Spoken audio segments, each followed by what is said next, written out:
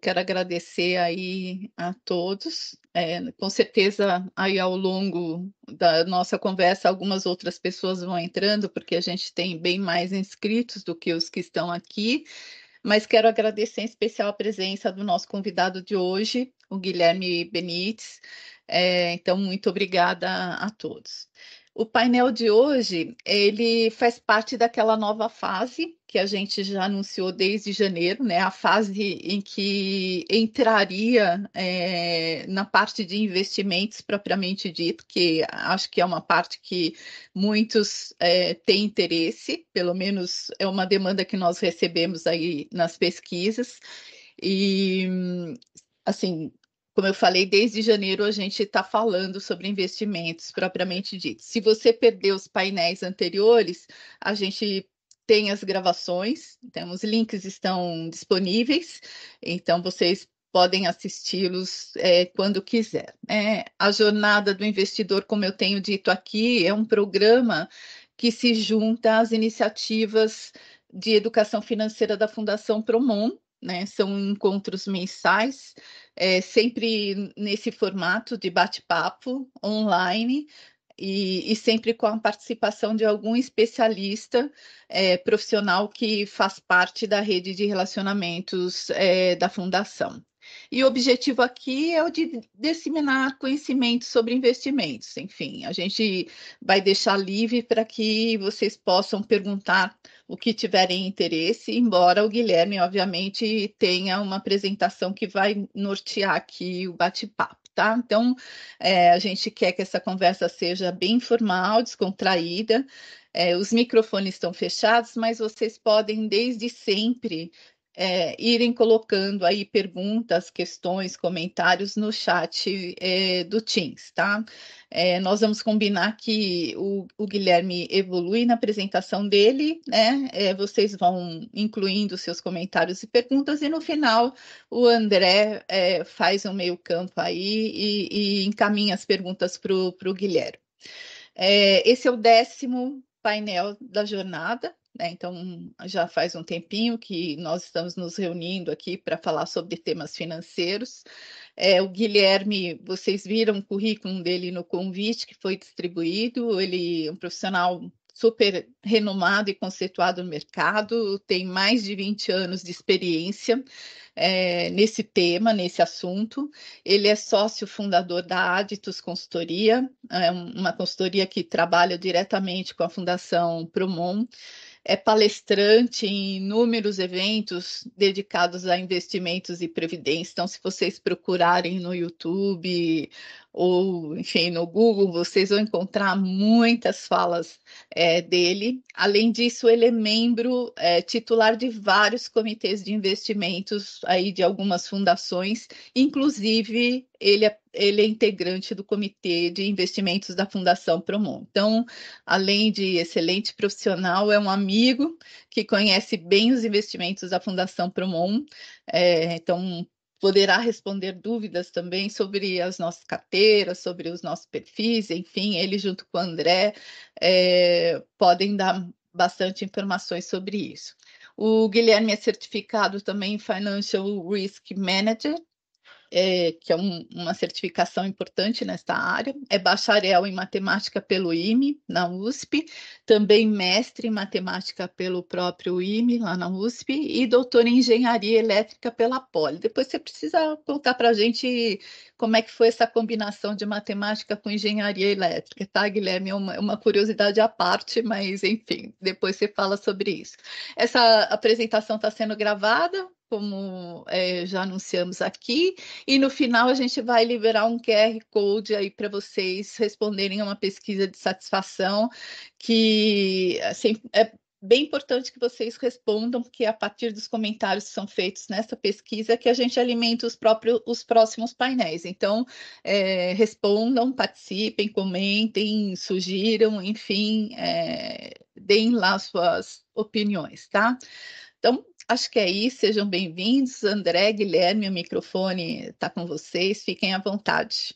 Ai. Jo, deixa eu só fazer um welcoming aí para o Guilherme. Obrigado, Guilherme, pela presença, pela participação, disponibilidade. Sempre é bom conversar com você. Eu acho que o pessoal posso já antecipar que vai sair satisfeito aqui. Essa jornada, ela, um pouco do que a Márcia falou, ela está muito ancorada nos relacionamentos da Fundação Promon. Então, é muito bacana quando a gente pode trazer alguém como você, que é uma pessoa muito próxima da gente, para contribuir aqui para os nossos painéis e tal. E a gente está no 10º painel, então não posso deixar de mencionar isso, que é uma satisfação grande, assim, a gente segue, né, com a jornada e a ideia é que a gente tenha muitos outros painéis, eventualmente até, quem sabe você volta num painel futuro. E fica sempre também o convite, a gente vai montando essa jornada à medida em que os ventos vão batendo, né, a gente vai ajustando os assuntos e procurando também atender as demandas da nossa audiência, dos participantes. Então, convido a todos que respondam a pesquisa e façam suas sugestões de temas. A gente já tem alguns temas pela frente, mas, obviamente, a gente pode ir corrigindo a rota à medida da evolução da jornada. É isso, Guilherme, obrigado de novo. A palavra está contigo. Acho que tem mais ou menos 1 hora para a gente conversar, para você apresentar. Depois a gente interage um pouquinho no final. Combinado. Então tá legal. Bom, em primeiro lugar, obrigado pela oportunidade, obrigado pelas palavras aí também. Espero que, de fato, né, a gente consiga fazer um bate-papo. Eu acho que a Márcia falou super bem, né? Acho que a ideia, de fato, é a gente fazer um bate-papo mesmo de certa forma, né, aproveitar esse tempo de vocês para falar um pouco dos investimentos, do que o mercado está pensando, falar um pouco também de como está um pouco a cabeça, né, de todo mundo que está pilotando os investimentos, né? O tema acabou ficando muito conveniente, né? Que é ajustar as velas, né? Na prática, assim, o que a gente tenta fazer nos inícios de ano e, como o André colocou, a gente vai fazendo isso, né? Vai ajustando ao longo do ano. Tenta procurar quais são os principais temas e, de certa forma, né, ajustar a nossa carteira a esses temas, né? Entender quais são as consequências disso para o mercado e fazer ajustes, né? Para que a gente consiga, digamos, se não chegar mais longe, né? Assim, mas pelo menos ter uma jornada que seja um pouco mais sossegada, né? Então, a gente pode usar essa analogia das velas, né? Eu gosto também de falar um pouco de uma analogia, talvez de um avião, né? No final das contas, se a gente pensa, né? Estou saindo, digamos, de São Paulo para chegar ao Rio de Janeiro, o caminho está meio dado, né? A gente sabe onde a gente precisa chegar, a gente sabe mais ou menos qual é a rota. Agora, o piloto tem a liberdade, né, de fazer alguns ajustes para evitar uma turbulência aqui, né, evitar um desconforto ali, sem, com isso, obviamente, gastar tanto combustível a ponto de ele não chegar, né? Mas a ideia é, de fato, a gente ter uma certa liberdade aí dentro do... E a alocação é assim, né? A gente sabe onde mais ou menos a gente precisa chegar e a gente vai fazendo pequenos ajustes de rota, né, para ou, né, conseguir chegar lá antes ou para conseguir chegar lá com menos turbulência, né? Acho que essas duas coisas acho que valem, tá? Então, eu vou colocar a apresentação, né? Uma vez que eu coloque a apresentação, vocês sabem como é o Teams, está todo mundo super acostumado com isso. Aí eu não vejo mais ninguém, então se vocês quiserem me interromper, né, que assim, façam isso sonoramente aí, por favor. A apresentação, gente, assim, é uma guia, né? Então, assim, de fato, eu vou tentar aqui caminhar isso aqui como se fosse um bate-papo e aí eu agradeço, né, as perguntas, os feedbacks. Eu acho que é assim que a gente constrói as coisas, né? Com todo mundo colaborando. Então, deixa eu colocar aqui a apresentação para vocês. Muito bem. Então, vocês devem estar vendo aí minha apresentação. A gente fez um teste de manhã, né? E eu vou deixar essa apresentação. A tela, eu acho que ela fica razoavelmente grande. Ela sempre pode ficar maior quando a gente coloca o modo de tela cheia, mas por alguma razão o Teams, ele não consegue conversar muito bem com o meu PDF. E aí, no modo de tela cheia, eu simplesmente, a apresentação sobe, né? A Regina de manhã viu, a gente testou, não deu certo. Então, vou assim. De qualquer maneira, assim, a gente não precisa, né, de olhar detalhes da apresentação, não tem nada aqui que seja pequenininho, tá? Então, a ideia, né, e aqui já adentrando a apresentação em si, a ideia é a gente pontuar aqui, eu vou falar de 4 temas específicos, tá? Vocês vão ver que os 4 temas, eles estão, de alguma forma, conectados entre si, né?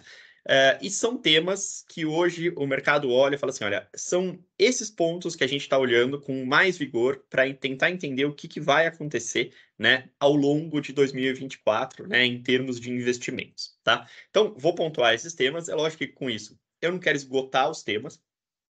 E com isso, menos ainda, né? Eu quero dizer assim, olha, isso aqui é tudo que pode acontecer. Infelizmente não é, né? O mercado de risco, ele sempre antecipa um monte de coisa. Fala, olha, pode acontecer isso, pode acontecer aquilo lá. Mas existem eventos que são imprevisíveis, né? Então, por exemplo, né, eu acho que o que nos leva até a esse modo online, né? A própria pandemia foi um negócio que foi absolutamente imprevisível, tá? Então, a gente, né, o mercado financeiro, e a gente sempre se refere, acho que vocês devem ter, a gente está no 10º painel, né? Portanto, concluo que houve 9 painéis antes de nós. O mercado, a gente sempre deve ter falado, né? Nesses painéis, vocês devem ter ouvido muito isso, que a gente se refere ao mercado, né? Assim, quem é esse sujeito, né, mercado, né, que na prática deveria ter sido um sujeito indeterminado, né, assim, quando a gente fala o mercado, né, assim, são as pessoas, na verdade, que estão trabalhando no mercado, e o mercado tem muito disso, né, o mercado, ele sempre fica pensando em tudo que pode acontecer, né, e aí às vezes acontece alguma coisa que ele não pensou, né, e aí, assim, aí a surpresa pode ser muito grande, né, então, uma das coisas que a gente poderia colocar em perspectiva para esse ano, por exemplo, e nessa linha, é a história de eleição americana, né? A eleição americana é um evento importante para o mercado? Lógico que é, tá? É um evento que tende a gerar um estresse no mercado de magnitude muito grande? A gente acredita que não, né? Porque na prática a gente está falando de uma eleição em que o mercado conhece os candidatos, né? O mercado sabe quem é um, sabe quem é outro, ambos já foram presidentes, né? Então, assim, na prática tem muito pouca surpresa. E o mercado tem muito, tem muito disso, né? O mercado, se fosse um sujeito, né? O mercado é um cara que não gosta de coisas muito diferentes, né? Ele não gosta de ser surpreendido, né? Ele gosta de ter lá mais ou menos os eventos, faz uma árvore de decisão, meia dúzia de eventos, o que vai acontecer em cada um deles e tá tudo certo, né? Se acontece um sétimo, aí a gente começa a ver uma coisa um pouco mais complicada. Então, vamos lá, assim, vou colocar para vocês o que o mercado tem pensado, né? Quais são as principais consequências, e aí, em função delas, né, a gente está aqui ajustando a carteira, obviamente, né, a todo o tempo, né? Então, 2 semanas atrás, a gente teve um comitê, esses ajustes são contínuos, né? Então, assim, não é um tema que a gente fala uma vez, passa o ano e só vai discutir de novo o ano que vem. Não, esses ajustes acontecem todos os dias, tá? Então, o primeiro tema que eu queria colocar aqui para vocês, né, e até pela magnitude dele, é o tema de juro americano, tá? Tem gráficos, né, assim, infelizmente eu não consigo evitar isso, né, assim, em todas as apresentações que a gente for fazer, tem gráficos, muitos gráficos, né, mas, assim, eu coloquei aqui, sei lá, também 4 ou 5 gráficos, e sempre tentei pensar aqueles que são os mais importantes, tá? Na questão de juro americano, gente, acho que a principal tema que eu tenho para falar para vocês é isso aqui, né? O juro americano, e nesse meu gráfico aí, cheio de linhas, né, e algumas delas bastante voláteis, no juro americano, o que a gente vê aqui? Né? A gente vê que, ao longo do período da pandemia, né, essa linha pontilhada, ela indica quanto que estava, né, o juro americano naquele momento. O juro americano, né, ele estava em zero na prática, né? O Banco Central americano, ele sempre dá uma faixa de variação do juro americano, tá? E o mercado sempre olha para o topo dessa faixa. Então, a faixa naquele momento era de 0 até 0,25, né? Mas basicamente ele era zero, né? Então a gente vê aqui ao longo de todo o tempo, né, esse juro aqui na casa de zero, e ele começa a subir muito, tá? Por que ele começa a subir muito? Por conta da inflação, tá? A inflação que veio no pós-pandemia foi uma inflação que veio para o mundo inteiro, tá? E é uma inflação que basicamente, né, a gente poderia dizer, olha, isso aqui é uma combinação de uma oferta que ficou reprimida durante muito tempo. Então, a gente viveu isso na prática, né? Então, a gente ficou lá pelo menos uns 6 meses sem sair de casa, sem viajar, sem comer em restaurante, sem comprar bens, né? Porque na prática, assim, o que você vai comprar um carro num momento em que você não sabe como que vai ser os próximos 6 meses, né? Então, a gente adiou muitas compras, né? Muitas compras de bens e de serviços de forma geral, né? Então, é uma combinação de uma oferta reprimida durante muito tempo, né, com um pessoal que acabou acumulando recursos, né, e com desculpa, ao contrário, uma demanda reprimida durante muito tempo, com uma oferta que acabou também demorando para voltar, porque as cadeias produtivas ao redor do mundo também demoraram muito para se restabelecer, né? Então, assim, você tem um momento que deve ser lá mais ou menos março 21, junho 21, em que tem muita gente querendo consumir, com recursos para consumir, e produtos escassos, porque as coisas ficaram muito tempo paradas. Então, assim, isso é combustível, né, para a inflação disparou, e o Banco Central americano tentou correr atrás dessa inflação, né, tentou segurar essa inflação, aumentando o juro, né? Aumentar o juro sempre é uma forma de você desaquecer a economia, né? Então, o Banco Central americano fez isso, trabalho de livro-texto, né? Fez esse aumento de juro bastante considerável, tá? O que, na verdade, acabou surpreendendo um pouco o mercado no ano passado, né? Eu acho que esse é o principal tema que a gente tem que colocar aqui. Em algum momento do ano passado, e é mais ou menos aqui onde eu estou mostrando para vocês com o mouse, tá? A gente está numa situação em que o juro americano estava em 5,5%, tá? E as curvas todas, né? As curvas essa curva que a gente olha para frente, né? Assim, a previsão do mercado, né? Para o juro daqui a X anos. Então, quando a gente olha aqui uma curva de 30 anos, o mercado está falando, olha, em 30 anos o juro vai estar mais ou menos aqui. Veja que mais ou menos nesse período, tá? E isso aqui, né? Eu sei que tá difícil ler isso aqui no gráfico, porque o gráfico é um gráfico bastante longo, mas isso aqui acontece mais ou menos em outubro do ano passado, tá? Em outubro do ano passado, você tem uma situação em que o juro americano é 5,5%, e a perspectiva é que esse juro estacione em 5 em todos os períodos. Em 2 anos, em 5 anos, em 10 anos e em 30 anos. Essas curvas, todas elas estão coladas, uma em cima da outra, tá? Então, em outubro do ano passado, você tem uma situação em que o juro americano vai ficar a 5% ao ano para sempre, né? Com o juro americano a 5% ao ano para sempre, as pessoas começaram a se perguntar, poxa, para que eu vou correr risco se eu consigo, com uma renda fixa americana, ganhar dólar mais 5% ao ano? Dólar mais 5% ao ano está muito mais do que suficiente, né? Você não teve, né, num passado aí, e esse gráfico é longo, você não teve nada nem parecido com 5% ao ano, né? O pessoal estava muito feliz com os 5% ao ano. Então, a gente viu, e vocês devem lembrar disso, um mercado que, em outubro, estava absolutamente avesso a qualquer tipo de risco, né? Para que você vai correr risco num cenário em que você consegue, com renda fixa, ganhar um dinheiro mais do que suficiente? Esse também é o nosso raciocínio aqui no Brasil. A hora que a Selic está quase 14, né, a propensão do investidor a tomar risco, ela baixa muito, né? A hora que a Selic americana, né, que essa taxa de juros americana está em 5% ao ano, a perspectiva do investidor tomar risco é nenhuma. Fala assim, cara, eu vou ficar por aqui mesmo, né? Estou mais que satisfeito num título que é super seguro, me paga super bem, né? É provavelmente o título mais seguro do mundo ainda, né? Assim, que é considerado o título do governo americano. Então, assim, tá muito bom, né? Não vou fazer nada. E esse não fazer nada, né, fez com que o mercado de risco ao redor do mundo simplesmente parasse, tá? Então, a gente teve um segundo semestre do ano passado que, na visão do mercado como um todo, né, ninguém olhava para nada, né? Ninguém olhava para quaisquer outros fatores que não fosse o juro americano, tá? Era tão alto, né, que simplesmente tirou o dinheiro inteiro, né, que poderia ir para risco, né, dos ativos de risco, tá? Isso perdurou até o final de outubro, e em novembro e dezembro a curva de juro americana desabou, né? Então vocês veem aqui ela saindo de todo ao redor de 5 aqui para alguma coisa na casa de 4. E à medida que ela ia desabando, o pessoal falava, bom, agora a gente vai precisar voltar a tomar risco. Essa é a razão pela qual, se vocês lembrarem, novembro e dezembro do ano passado, a gente viu a Bolsa brasileira disparando, né? A Bolsa, somando novembro e dezembro, né? Ela subiu 18% praticamente, 17% alguma coisinha, né?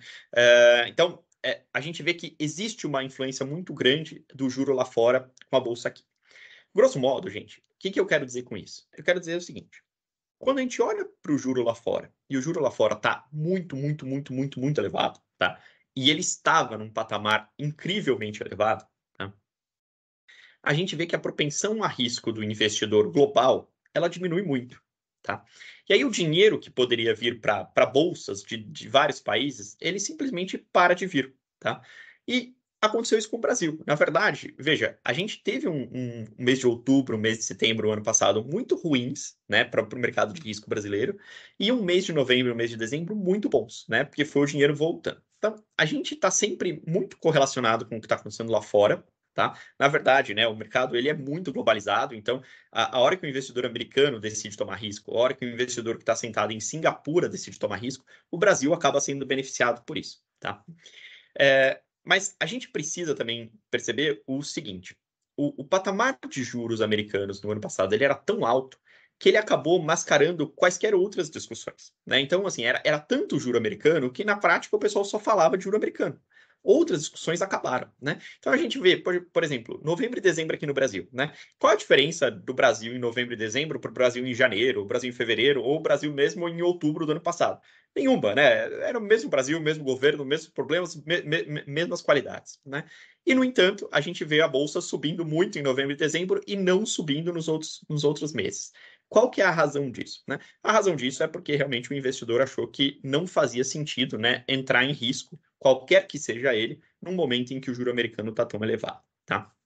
Então, A percepção que a gente tem no ano passado, e sobretudo no segundo semestre do ano passado, é que o juro americano ele praticamente dominou todas as discussões.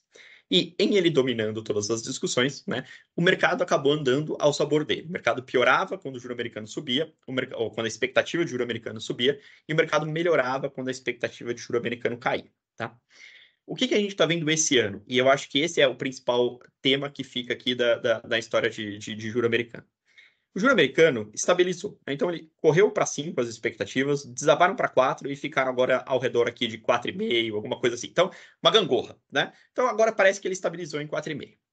O juro americano a 4,5, ele é alto? É alto. Ele é suficientemente alto para que o mercado desista completamente de correr qualquer tipo de risco? Parece que não. Né? Então, a sensação que a gente tem para esse ano de 2024 é, primeiro, o juro americano, em algum momento, ele vai ser cortado, já não tem mais essa expectativa dele ficar alto para sempre. Tá? E aí o investidor se sente confortável de começar a voltar para risco. Às vezes confortável, às vezes a necessidade. Né? Então, assim, poxa, 4,5 é pouco, 4 é pouco, então preciso voltar para risco. Tá? Então, a gente está vendo o investidor voltar. Nesse sentido, né, com o juro americano num patamar um pouquinho mais baixo, e com perspectivas de quedas, eu acho que a gente coloca duas questões para o Brasil. Primeira, já não há mais uma fuga de capital tão forte, né, para investimentos lá fora em renda fixa. Tá? Então, a gente acha que existe aí, né, uma perspectiva de que o mercado volte a discutir problemas locais. Então, assim, agora não é mais só uma dinâmica lá de fora, agora a gente tem a dinâmica lá de fora e tem a dinâmica local. Tá? Então, assim, a dinâmica local volta a importar. Tá? E, em segundo lugar, à medida que o juro americano começa a ser cortado, talvez haja mais espaço para o juro brasileiro também ser cortado. Né? O nosso juro brasileiro está caindo, mas sempre ele esbarra no juro americano. Né? Enquanto o juro americano está parado ou está subindo, o juro brasileiro, o pessoal fica pensando, será que dá para cortar ou será que não dá para cortar? A perspectiva que a gente tem hoje é que, com o juro americano nesse patamar e começando a ser cortado, a expectativa do mercado hoje é mais ou menos em junho, né? Começando a ser cortado em junho, você talvez abra mais espaço para cortes de juros aqui no Brasil. Tá? Então, o juro americano ele deixa de ser tão dominante quanto ele foi o ano passado, e ele abre duas discussões interessantes. Uma positiva, uma talvez nem tanto. Né? Uma, olha, tem mais espaço para cortar juro no Brasil. Segundo, né? A gente passa a olhar menos lá para fora e olhar mais aqui para dentro. Isso é uma faca de dois gumes, né? Assim, olhar mais aqui para dentro, você pode olhar muito mais as características ou as qualidades ou os defeitos, né? Então, eu acho que a gente volta para o mercado um pouco mais normal, tá? Então, acho que esse é o primeiro tema super importante de mercado, tá? Esses pontos importantes eu fui falando ao longo do tempo, só deixei aí para quem ficar com só a apresentação, tá? E aqui, já engatando, né, como eu disse para vocês, os sistemas estão muito conectados, né? Já engatando um pouco aqui no que aconteceu o ano passado, veja que esse gráfico, né, ele mostra quanto que os estrangeiros estão entrando na bolsa local, tá? Veja que em novembro e dezembro do ano passado, né, essas barrinhas disparam, né? Entre novembro e dezembro do ano passado, entraram aqui alguma coisa como quase 40 bilhões de reais de estrangeiros, né, na nossa bolsa. E isso que fez a nossa bolsa subir. Então, quer dizer, à medida que o juro lá fora foi caindo, você vê que as coisas, elas acontecem exatamente, né? Assim, parece ter uma lógica muito grande. A gente vê o juro americano desabando, o investidor americano, né, ou o investidor global vindo aqui para o Brasil. Então, a gente vê, né, 2 meses em que a bolsa brasileira recebeu muito dinheiro. Aí, oferta e demanda, né? Muito mais gente comprando do que gente vendendo, a bolsa subiu, né? Simples assim. E o começo desse ano, você já vê um movimento um pouco reverso, né? Que, primeiro, combina, né, com esse movimento de reversão aqui, né? Com esse ajuste de juro americano que a gente tinha visto. Segundo, também responde a alguns temas locais. Por exemplo, vocês devem ter visto 2 semanas atrás, ou 2 semanas e meia atrás, o tema da Petrobras, né, assim, que pagou menos dividendos, depois o governo falou que não era bem assim e tal. Isso influencia no mercado e aí o estrangeiro fala, opa, aqui é melhor a gente prestar um pouco de atenção. Então, eu acho que esse gráfico de estrangeiros na Bolsa, né, ele ilustra bem tudo aquilo que a gente espera, né? Primeiro, uma forte correlação desse movimento com o que está acontecendo no juro lá fora. Segundo, né, à medida que o juro lá fora deixa de ter tanta importância, a gente começa a olhar um pouquinho mais também para problemas locais, tá? Então, a gente sente, né, que o estrangeiro está bastante sensível aí à questão de bolsa, mas parece, né, que se tudo estiver tranquilo lá fora, parece que esse estrangeiro tem conforto também de em algum momento vir para cá. tá? Então, acho que a Bolsa a gente tem que olhar sobre esse aspecto. Bom, nesse sentido, gente, o que a gente tem olhado mais nesse ano para a Bolsa? Óbvio que a Bolsa sempre é uma classe de ativos super importante para nós, porque para aquelas carteiras que têm um pouco mais de risco, então, por exemplo, pensando nos nossos perfis, para aqueles perfis que têm um pouco mais de risco, né, quanto mais a Bolsa anda, melhor, né? Então, como que a gente está olhando para a Bolsa esse ano? Por enquanto, a gente ainda não vê o mercado muito confortável em fazer movimentos que a gente chama de estratégicos, né? No sentido de falar assim, olha, eu vou aumentar a minha alocação em bolsa, né, de forma estrutural, né, porque a gente está vendo um cenário muito mais tranquilo lá para frente, tá? Por hora, não parece que esse é o movimento mais comum no mercado. O que tem parecido um movimento muito comum no mercado é o movimento tático na bolsa, né? O que significa isso? Você tem momentos de melhora, momentos de piora. Então, o que a gente tem visto os gestores, de forma geral, fazendo? Né? A hora que você vê uma bolsa que caiu um pouquinho, né? Esse ano a bolsa começou a 134 mil, agora está a 126, 127, enfim, ela não sai desse patamar. Né? O que a gente tem visto os gestores fazerem? Né? Entrarem quando ela está meio baixa, saírem quando ela está meio alta. Então, ninguém está, por enquanto, montando efetivamente posição em bolsa. Tá? O pessoal está esperando. O pessoal está, olha, não estamos num momento talvez tão confortável. Mas essa volatilidade da Bolsa, né, essas idas e vindas da Bolsa, tem dado oportunidade para o pessoal fazer um outro movimento e colocar esse dinheiro no bolso. Tá? Então, não é a melhor forma de a gente enxergar a Bolsa. Né? Na verdade, a gente gostaria muito de enxergar essa Bolsa mudando de patamar. Olha, melhorou muito, agora o pessoal vai colocar dinheiro estrutural na Bolsa. Mas não é o que a gente tem visto agora. Tá? Se a gente antever esse movimento, a gente, nas próprias carteiras daqui, a gente vai fazer algum ajuste? Com certeza absoluta, tá? Por enquanto, a gente não tem visto isso, essa não tem sido a tônica de mercado. O mercado está se aproveitando dessa volatilidade para tentar fazer alguns ganhos, né? E aí, por exemplo, também pensando um pouco na nossa alocação, a gente vai ter fundos, né, que se aproveitam desses movimentos, né, que estão lá para fazer isso, para fazer esse timing de mercado, tá? Mas a gente também não descarta que, à medida que o ano for evoluindo, a gente comece a ver um movimento um pouco mais forte para a Bolsa. Tá? O que a gente acabou de colocar, né, em razão do juro americano? O juro americano, né, à medida que ele começar a cair, ele também pode precipitar uma queda um pouco maior do juro brasileiro. Se o juro brasileiro cair um pouco mais, isso pode ser também um estímulo para a economia. E aí, nesse sentido, a gente pode ver a Bolsa tendo um desempenho interessante, porque o pessoal foi surpreendido com uma economia um pouco mais forte, né? E aí, óbvio que isso reflete nas empresas. Então, por enquanto, gente, acho que o que a gente deixa de mensagem aqui, sobretudo para esses ativos, né, de ações e ativos com um pouco mais de risco. Qual é a nossa visão, né? E aí eu estou falando aqui praticamente do mercado local inteiro. Ninguém extremamente confortável em fazer grandes movimentos, né? Mas o pessoal com alguma expectativa de que ao longo do ano movimentos possam ficar um pouco mais claros, tá? Então, a gente está vendo um mercado um pouco em compasso de espera, né? Mas, digamos assim, não é um mercado que ignora o que vai acontecer com a bolsa lá na frente, né? O mercado está olhando e, olha, pode ser que em algum momento a gente tenha alguma oportunidade. A gente aqui vai fazer a mesma coisa, né? Lógico.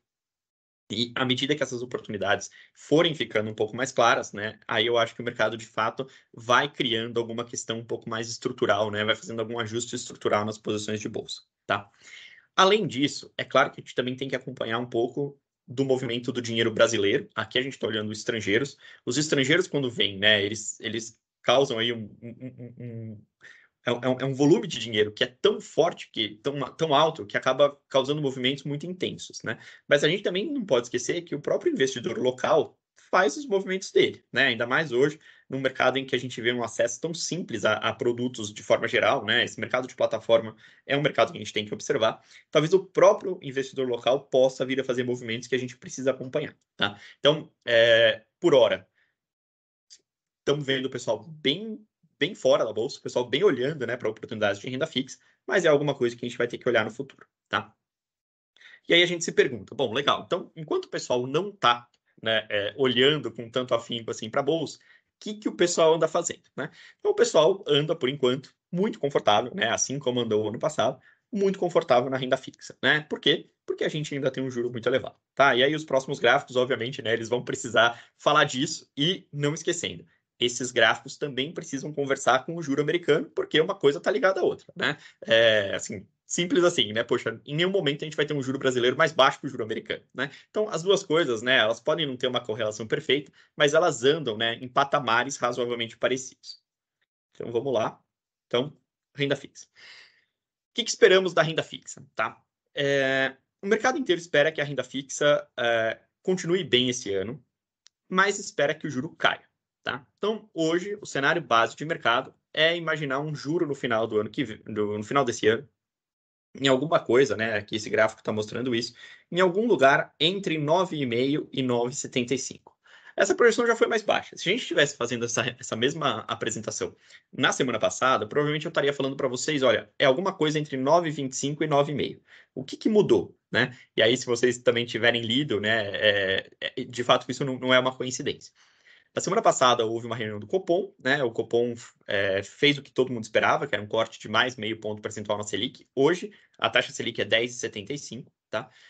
Mas o Banco Central diminuiu um pouco, né? Quando ele fala das projeções, o Banco Central tirou uma projeção de corte da Selic. E aí o mercado ficou em compasso de espera. Falou, poxa, será que o Banco Central realmente não quer mais cortar a Selic? Ou será que ele tirou, né, aquele plural da ata só porque ele tinha alguma perspectiva diferente lá para frente? Enfim, o mercado ficou meio em compasso de espera. Uma coisa pela outra, né? Sem querer a gente acertar aqui a vírgula da vírgula dessa projeção de Selic, a gente está vendo um mercado que deve terminar o ano com uma Selic na casa de 9,5, tá? 9,5 ainda é uma taxa de juros bastante elevada, principalmente, gente, porque a gente começou o ano com uma Selic de 11,75. Então, quando a gente vê começar o ano com 11,75 e terminar com 9,5, a gente vê um juro médio para esse ano ainda acima de 10%, né? 10% de juros com uma inflação que hoje o mercado estima abaixo de 4% para o ano, a gente está falando de um juro real, né, que é aquele juro vocês devem ter falado disso bastante nas reuniões anteriores, né, que é aquele juro, né, é a inflação menos, desculpa, a Selic menos a inflação, a gente está falando de um juro real na casa de 6%, né, 10 menos 4. Tá? E o juro real é o juro que você efetivamente ganha, né? Porque a inflação faz com que o produto, né, por exemplo, um produto, teoricamente, né, um produto que custa R$100 no começo do ano, no final do ano tem que custar 104, porque a inflação corrigiu, né? Se eu investir R$100 no começo do ano e no final do ano eu tiver 110, o que acontece? Né? Eu ganhei 6, né? O meu poder de compra piorou em 4, mas eu ganhei 6. Então, esse é o juro real, tá?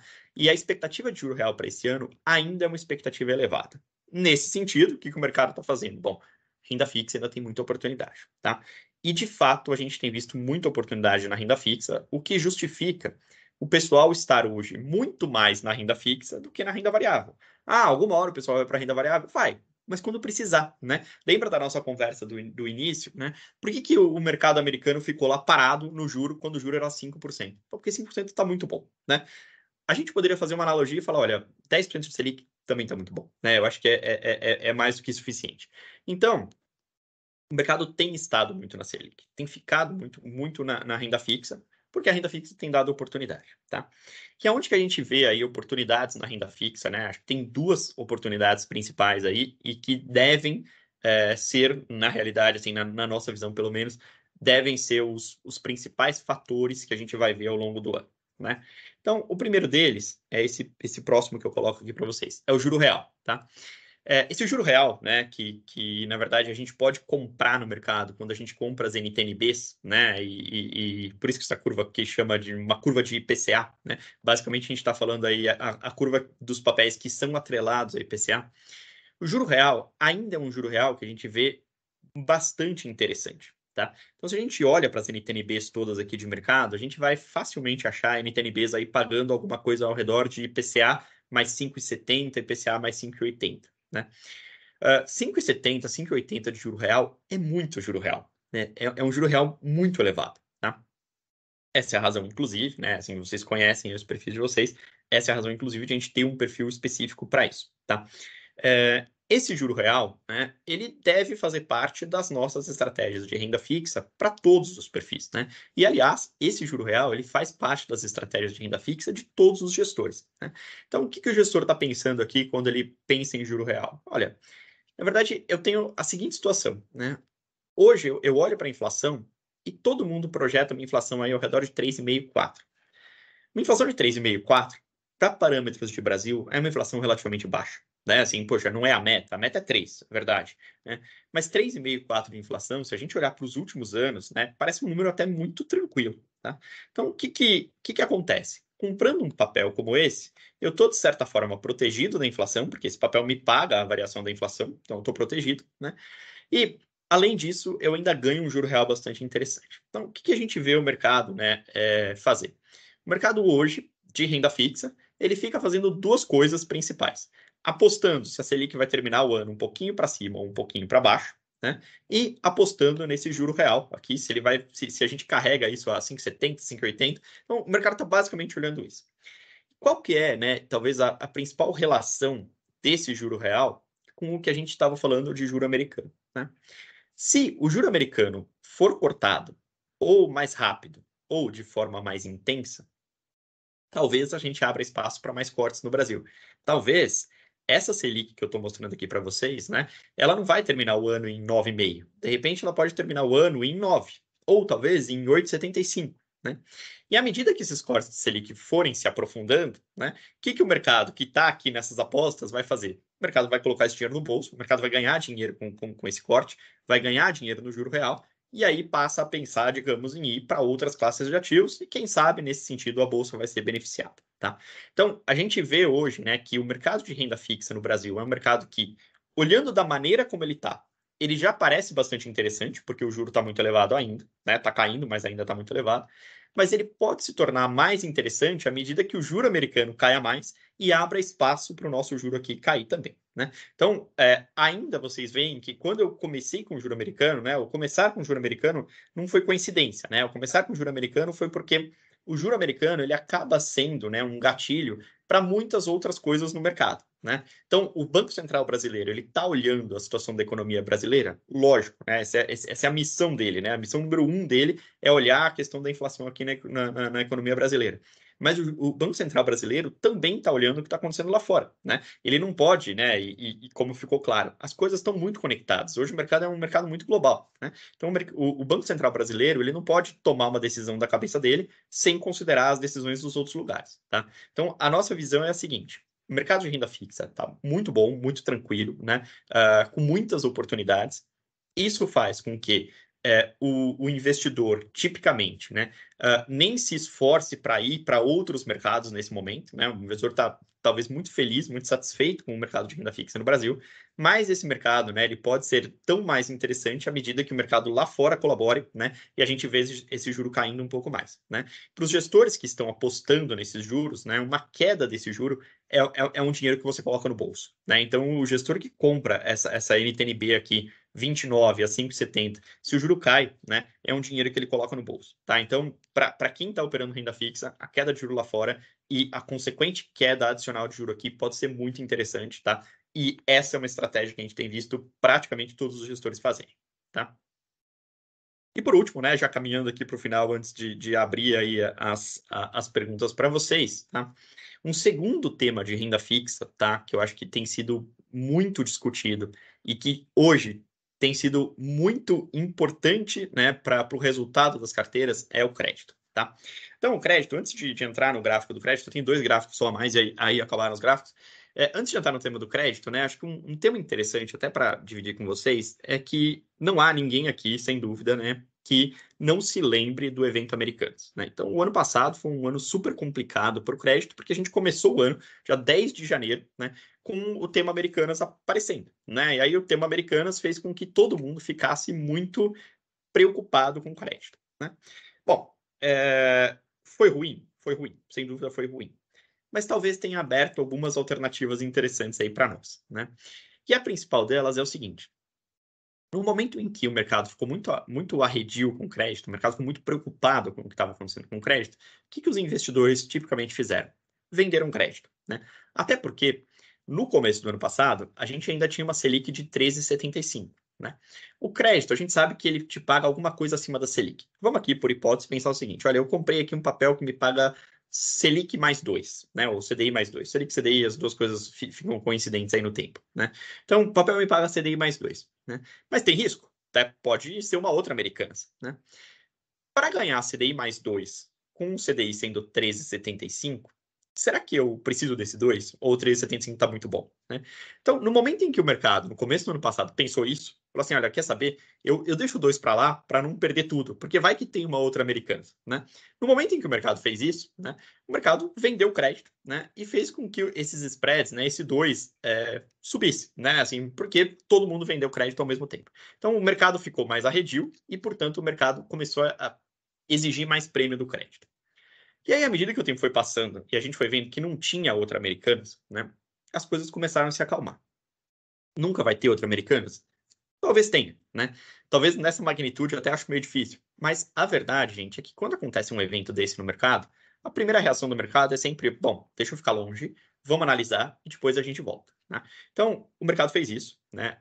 Vocês devem lembrar também que no dia de Americanas, né? No dia seguinte, quando a gente foi olhar a bolsa, as varejistas de forma geral, todas elas sofreram horrores na bolsa, né? E por que sofreram horrores? Porque o ato contínuo do mercado foi pensar o seguinte, olha, a Americanas, que é a maior empresa desse setor, teve o problema que teve, imagina as outras, né? Então, assim, e no fim das contas, o mercado foi olhando e não achou mais nada, né? Então, é normal você ter uma reação inicial, né? De, olha, quero ficar fora, analisa e volta.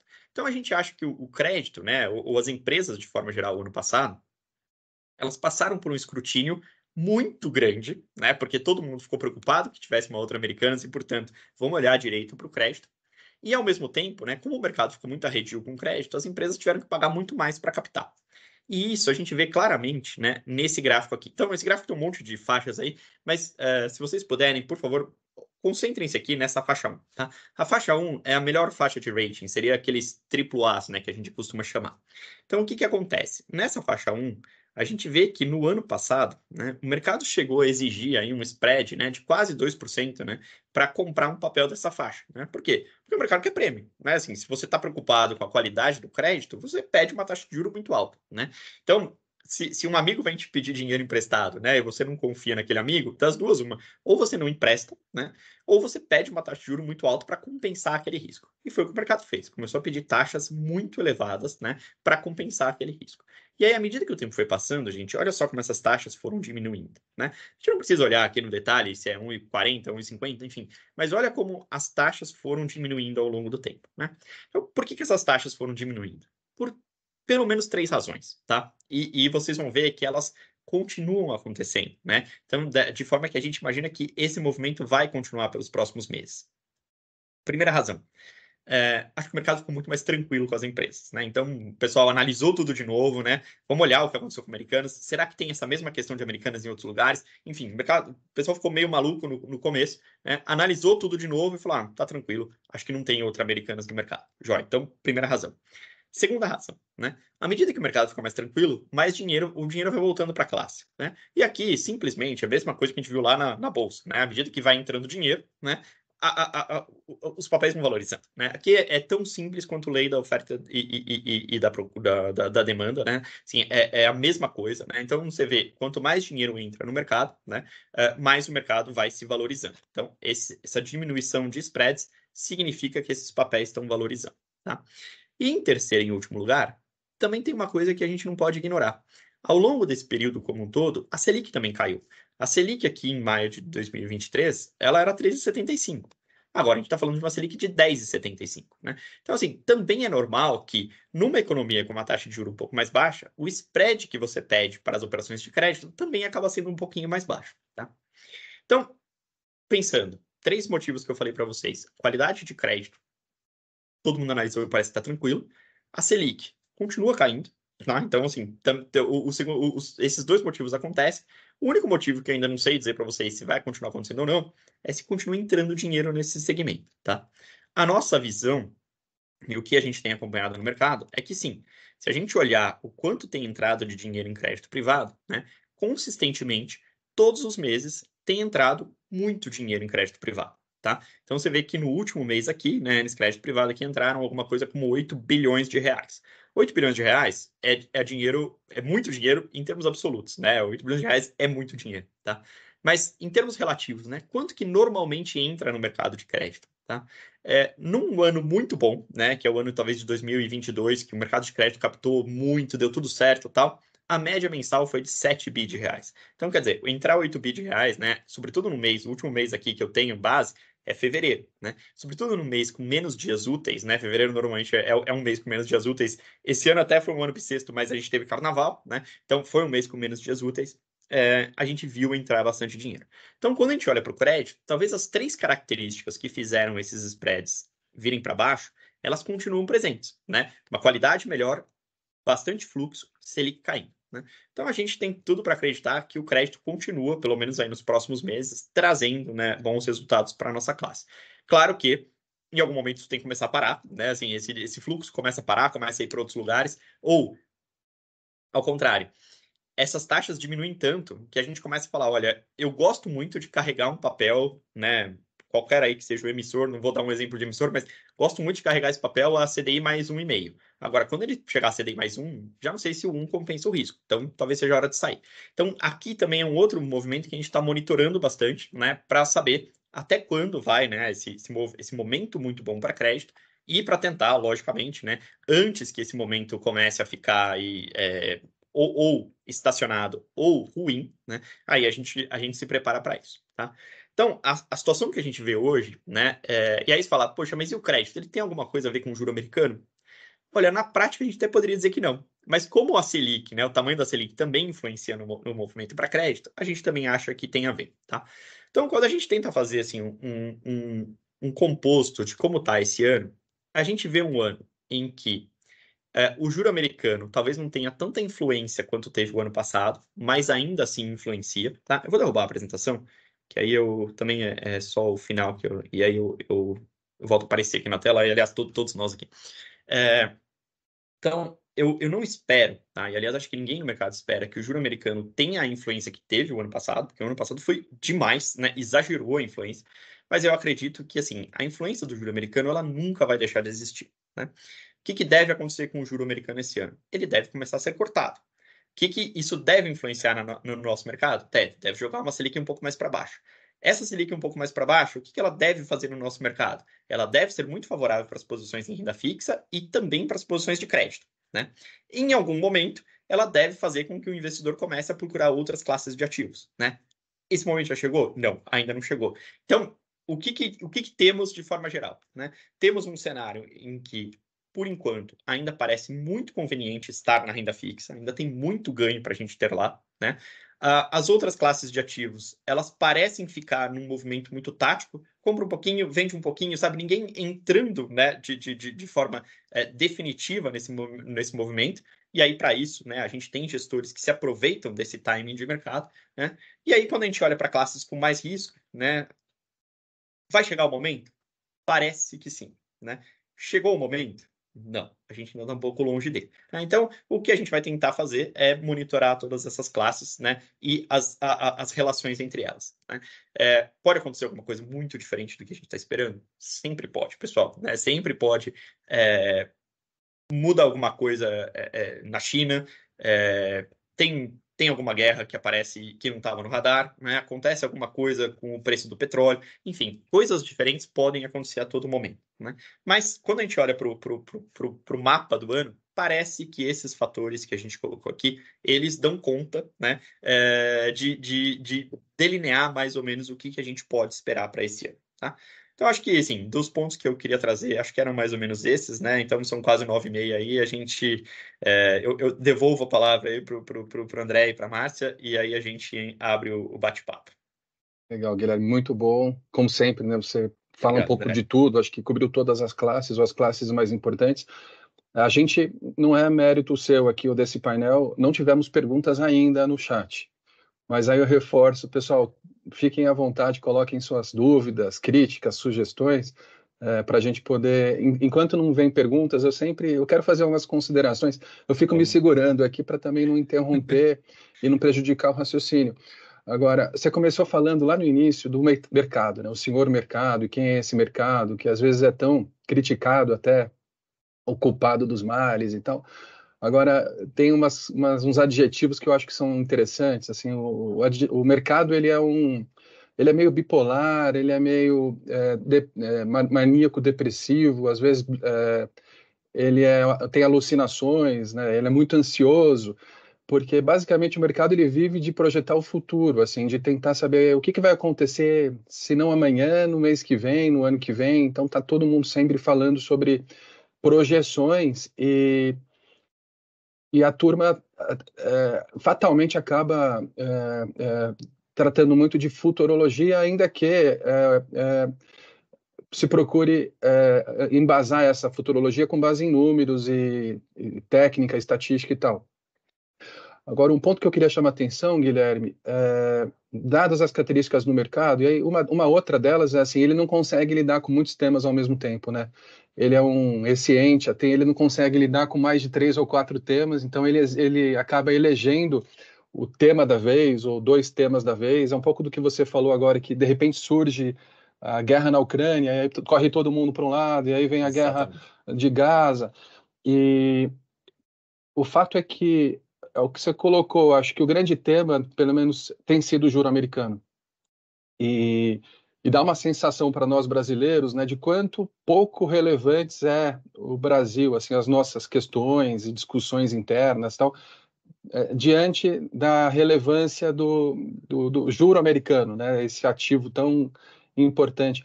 E aí, um comentário, Guilherme, até para você depois também falar um pouquinho, é que é tudo muito rápido, né? Então, é o que você disse, no ano passado a gente ficou durante muito tempo, o primeiro ano de um novo governo, né, do presidente Lula, uma série de questões relacionadas à política fiscal local, à condução da política monetária, ruídos políticos. A gente fica, às vezes, aqui no Brasil, lidando com as nossas questões e a gente percebeu, como você disse, que no final do ano as nossas questões internas elas foram quase que irrelevantes e foram dominadas pelo cenário internacional.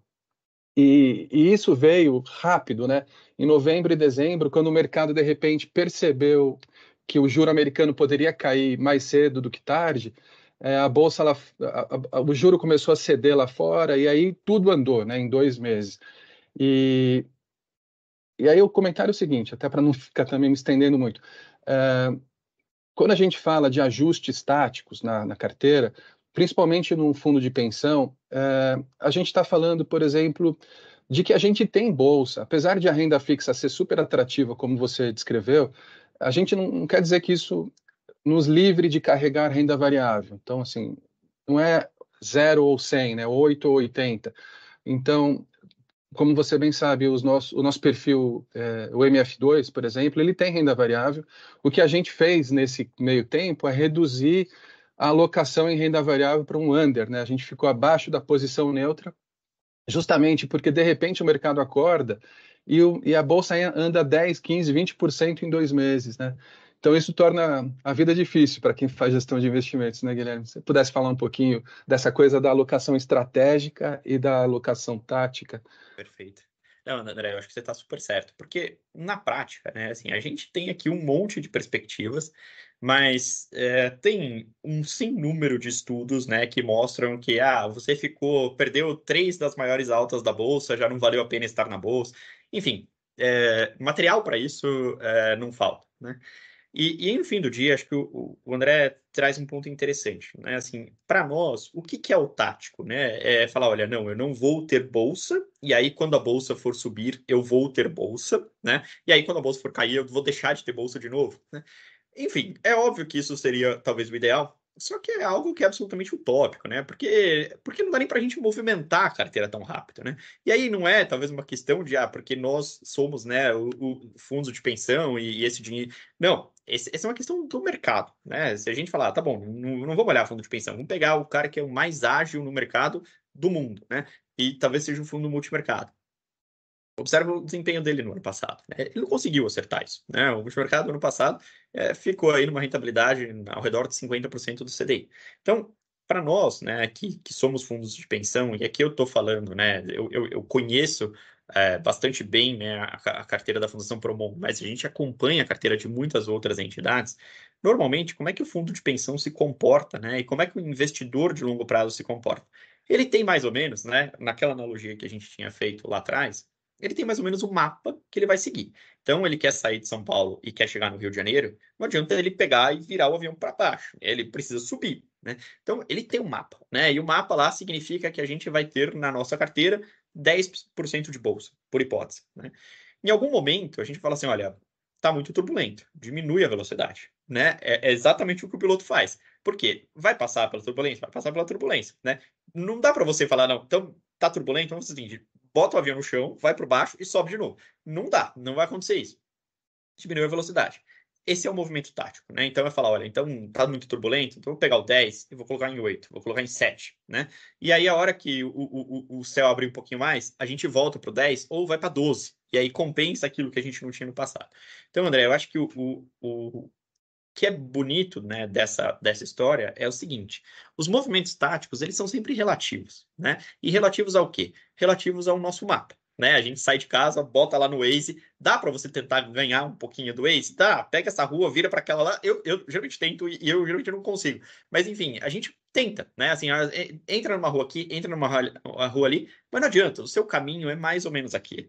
Se o Waze está falando que você vai levar 35 minutos para sair da sua casa e chegar no trabalho, talvez você consiga levar 33, talvez você leve 37, mas não vai fugir muito daquilo, né? Então, o nosso movimento tático no fundo de pensão e nas macroalocações, né, seja family office, grandes investidores, eles são sempre relativos àquilo que você imaginava, né? Então, olha só, eu tenho que ter 10% de bolsa. Se eu tiver muito pessimista, eu vou ter 8%. Se eu tiver muito otimista, eu vou ter 12%. E se daqui a 3 anos a gente estiver lidando com uma taxa de juro real de 3, de 4, talvez aquele 10 que eu tinha no passado, estruturalmente ele mude para 15, né? Se eu estiver lidando com uma taxa de juro real de 10, de 12%, e eu espero não estar lidando com isso, talvez o meu 10 vire 5, né? Mas sempre, André, eu acho que esses ajustes, né, esses pequenos ajustes que a gente for fazer, eles são sempre relativos àquela macroalocação que a gente definiu e que a gente vai seguir, né? Por quê? Porque não há no mercado ninguém, né, que consiga fazer timing, né? Procura um grande investidor, né? Lembra do Buffett, né? Se vocês procurarem Warren Buffett, vocês vão ver aí, talvez o maior investidor dos últimos 70 anos, né? Ele é o cara, provavelmente, que menos fez timing na vida, né? Ele sempre estava comprado em ações, sempre, né? Então, acho que é um pouco isso, né? Quando a gente fala de movimento tático, André, assim, a gente não está pensando aqui em fazer algo muito drástico, né? Que seja, vou para cá, vou para lá. Inclusive, tá? Eu acho que até, aproveitando que a gente está com um público aqui de participantes do fundo de pensão, eu acho que isso, inclusive, vale até para o próprio perfil, né? A gente tentar evitar esses movimentos, porque, é claro, pode ser que acerte, né? Mas, no fim das contas, o que a gente vê, na maioria das vezes, é que esses movimentos, eles acabam gerando algumas perturbações, né? E que, no longo prazo, né, eles contam muito pouco ou nada, né? Então, na verdade, você está lá pensando, olha, esse aqui é o meu plano estratégico, né? E você não mudar o seu plano estratégico a todo tempo parece mais eficiente, né? A nossa vida é assim, de trabalho é assim, né? Então, a gente pensa, olha, essa aqui é a minha carreira e tal. Não adianta você ficar pulando de um barco para outro, né, 30 vezes, porque não é isso que vai te levar mais longe, né? Então, eu acho que a gente tem que sempre ter isso em mente, né? Assim, desenhamos o estratégico, né? E o que a gente vai fazer de tático sempre na vizinhança desse estratégico. É isso mesmo. E lembrando que o mercado antecipa muito as coisas, né? Então, às vezes, e os ativos são vasos comunicantes, mas muitas vezes um ativo anda na frente do outro, como foi com, sei lá, a Bolsa do Brasil, no novembro e dezembro, ela subiu 10, 15%, não me lembro exatamente, nos 2 meses, só diante da expectativa que haveria um corte de juro nos Estados Unidos no começo de 2024. Esse corte não vem, Foi quer dizer, o frustrado. mercado hoje ele já sabe que não vai acontecer, e por isso a Bolsa Brasileira corrigiu. Então, não era bem aquilo, então volta. Mas o fato é que, à medida em que o mercado vai fechando um consenso, de forma antecipada, a Bolsa Brasileira deve subir. Então, é muito disso também. Quando a gente migra de perfil e procura um perfil mais conservador, por exemplo, no nosso MF1, para se beneficiar da renda fixa do CDI, a gente está abrindo mão de uma alocação de maior risco, que eventualmente vai ter uma maturação em função da expectativa de queda de juros, né? Então, é sempre esse dilema que as pessoas vivem. E é importante você ter falado nisso, Guilherme, porque a gente está no mês de migração de perfis. Ah, legal. Essa eu nem sabia. Então foi só uma mega coincidência, tá, gente? A quem está assistindo aí não foi combinado, né? Foi coincidência total mesmo. Vai até 31 de março, para quem ainda não fez escolha, tal, não é obrigatório, é voluntário, o prazo se encerra agora. A gente tem feito uma janela anual, então agora em março de 24, depois março de 25, e sempre tomando esse cuidado de orientar as pessoas para que elas não façam movimentos atabalhoados, de migrar de um perfil para o outro. Eu acho que você deu seu depoimento aqui de que não é, do ponto de vista técnico, estratégico, evitar de ficar pulando de um galho para o outro, né? Porque invariavelmente isso leva à ruína, né? Eu penso, André, que assim, talvez o mais prudente, né, para a gente que está definindo o perfil, seja a gente pensar mais no quanto tempo a gente tem pela frente, né, do que se o mercado vai bem ou vai mal, né? Na prática, assim, imagina, por exemplo, eu não sei se isso aconteceu, André, mas imagina que você tivesse uma janela dessa em março, né, no ano de 2020, né? O que se podia prever em relação ao mercado em março de 2020, né? Absolutamente nada, né? Então, por mais que a gente, né, se ache informado e etc, tal, antecipar esses movimentos não é uma coisa trivial, né? Então, eu prefiro, talvez, me apegar àquilo que é um pouco mais prático, né? Assim, olha, não, eu sei a minha idade, eu sei mais ou menos quanto tempo eu tenho pela frente, né? E eu sei que tudo bem se tiver um ou outro chacoalho, ou de repente não, né? Ó, tô há 3 anos da aposentadoria, não sei se é o momento de ter grandes chacoalhos. Tô há 30. Então, isso não é o momento também de me preocupar tanto com isso, né?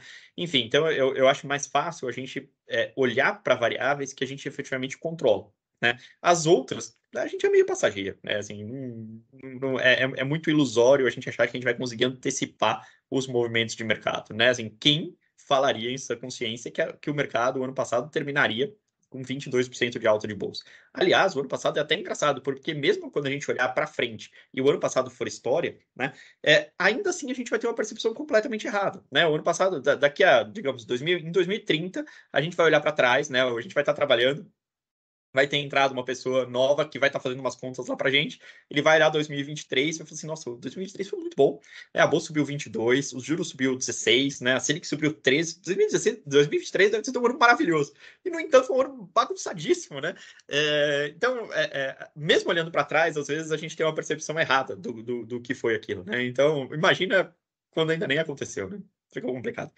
Que diga os gestores ativos, os de multimercado, que estão apanhando muito nesse ambiente. Você olha um ano fechado, beleza, mas no inteirinho ali foi Foi muito complicado para eles, briga de né? foice. E teoricamente, esse é o cara que é o mais preparado de todos para estar navegando num mar como esse, né? Assim, e você vê que nem ele conseguiu. Eu não estou dizendo que alguém aqui não possa conseguir, né? Mas é só para a gente realmente, assim, conseguir pode, não tenho dúvida nenhuma disso, né?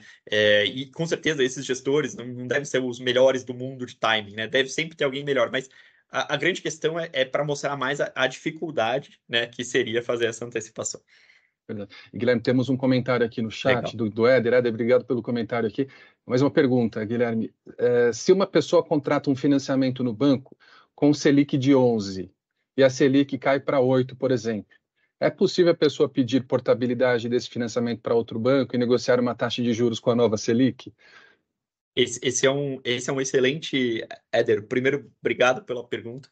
Esse é um excelente ponto, porque isso é algo que a gente está razoavelmente acostumado a ver e pensar até na própria pessoa física, tá? Então, assim, ó, vou te dar um exemplo. Eu fui consultar uns 2 meses atrás, né, no banco, quanto que estava o financiamento imobiliário, né? E aí eles me falaram, olha, tá 10. Eu falei, eu acho que isso ainda vai cair um pouco, tá? Enfim, eu não estava com pressa, então eu esperei um pouquinho, né? Mas eu entendo o seu drama, assim, poxa, peguei a 11, dá para trocar esse financiamento para o 8, tá? Dá, isso não vai ser um negócio que, assim, eu vou trocar simplesmente e vou conseguir baixar essa taxa, porque, veja, né, a hora que você trouxer o valor do 11 é o valor presente, né, ele tem computado lá o 11. Então, eu acho que você consegue melhorar um pouco a sua vida, né, mas eu não... Para um financiamento já contratado, né, eu acho que você não deve também ter a expectativa de que você vai conseguir baixar nessa mesma proporção. Eu acho que alguma negociação você tem, mas falar, olha, não, eu vou trocar a taxa de 11 por 8, né, e isso vai ser indolor, não, porque na prática, né, a hora que você porta o financiamento, né, a taxa de 11 e você paga, por hipótese, vamos dizer que você pague R$ 2.000 desse financiamento por mês, né, esse R$ 2.000, né, computado aos 11, dá um tanto. né? A hora que você portar, você vai ter que portar esse tanto inteiro, né? Então, você trazer ele por 8, talvez aí você falaria, não, o quanto eu pago por mês teria que mudar. Então, tem uma negociação aí para ser feita, tá, Éder? E não é tão linear quanto sair do 11 para o 8, infelizmente, tá? Pegando um gancho nessa pergunta, tem a questão da taxa pós e da taxa pré, né, Guilherme? Se a pessoa toma um financiamento, uma dívida na taxa pós, Selic, por exemplo, que é um pouco do exemplo do Éder, à medida em que a Selic cai de 11 para 8, esse financiamento pós-fixado ele vai acompanhando então, essa queda de taxa. Então, aí, a alternativa a tomar um pós-fixado seria um pré-fixado. Então, travar Correto. uma taxa. E aí, num cenário de queda, como o Éder descreveu aqui, de 11 para 8, se você travou a taxa num pré-fixado, você travou a 11, então se a Selic foi para 8, você está lá com sua dívida a 11% e está todo mundo lá no 8 pagando mais barato e você está pagando caro. Então, tem essa arte de escolher que tipo de financiamento faz sentido. Vou tomar um financiamento pós, vou tomar um financiamento pré, e à medida, né, da expectativa com juros futuros. Então, também uma arte, né, Guilherme, eu diria, que não dá para a gente saber antecipadamente, ainda que a gente tenha uma expectativa do futuro, né? É difícil, de fato é difícil e às vezes tem um pouco de sorte no momento, tá? Mas, Éder, de qualquer forma, assim, cara, é o que eu te digo. E, infelizmente, você não vai conseguir fazer uma troca, assim, a troca não vai te levar a um novo financiamento como se tudo fosse a 8, tá? Essa é a verdade. Mas eu não desistiria também da negociação, tá? Eu acho que vale tentar aí nessa história, tá? Beleza. Não temos mais considerações no chat. Márcia, você tem algum comentário? Será que a gente segue para o desfecho? Não, acho que seguimos para o desfecho, né? O Guilherme foi super didático, como sempre, enfim, Espero que sim, Márcia. Foi sim. Só mesmo agradecer pela sua disponibilidade de novo, né? E com certeza, como o André falou, a gente vai ter outras conversas com você aqui nesse programa. Então, enfim, se você também tiver ideias e temas, também é sempre bom nos trazer a sugestão, tá? E assim como todos, quando responderem a nossa pesquisinha aqui, que o André já colocou no ar aí, o QR Code, tá? A Camille puxou minha orelha, falou, não esquece da pesquisa. Eu tava com ela aqui na tela, mas ótimo. Se você esquecesse, André, não ia ter jeito. Alguém ia lembrando para você. Não ia. Legal. Guilherme, obrigado, viu? Satisfação enorme ter você aqui com a gente. Eu que agradeço. Obrigada, Enfim, eu fico à mesmo. disposição para as próximas. Aí é um prazer enorme sempre estar com vocês, né? E obrigado aí a todos vocês que puderam também comparecer, né? Eu sei que o dia de todo mundo é sempre muito cheio, né? Mas obrigado a todos que puderam tirar um tempinho aí para ouvir a gente. Isso. Também Legal. quero agradecer as presenças aqui, gente. Muito obrigada, viu? Obrigado, gente. Obrigado. Bom dia a todos aí. Bom dia. Até Tchau, logo. tchau. Tchau.